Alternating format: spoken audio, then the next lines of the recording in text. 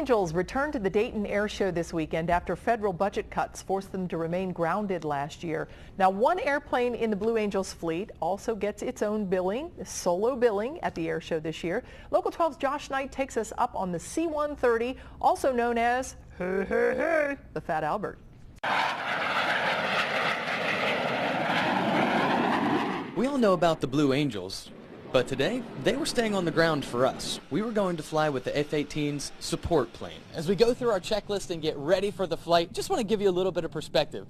The Blue Angels just over my shoulder there, very, very sleek and very fast. We're not going to be going quite that fast. We're going to be riding in what they call Fat Albert.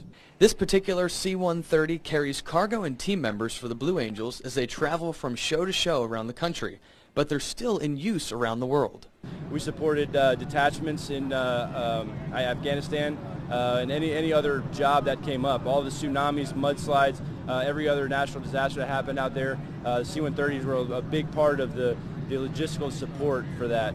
Captain A.J. Harrell flew this type of plane around the world for the Marines, and it sounds like we're in good hands. When we roll into a 60-degree angle of bank turn, it looks like the airplane's going to fall out of the sky.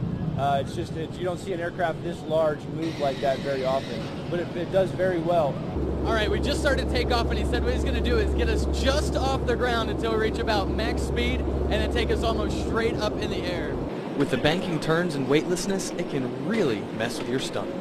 I was feeling pretty good until about 6.5 minutes in, and they said this was going to be 8.5. So it's a matter of holding on for 2 more minutes, but could you imagine being one of the Marines that's in one of these for an hour and a half, flying like this to get to where they need to be deployed? And then just 2 minutes later, we were back on the ground. In Dayton, Josh Knight, Local 12 News.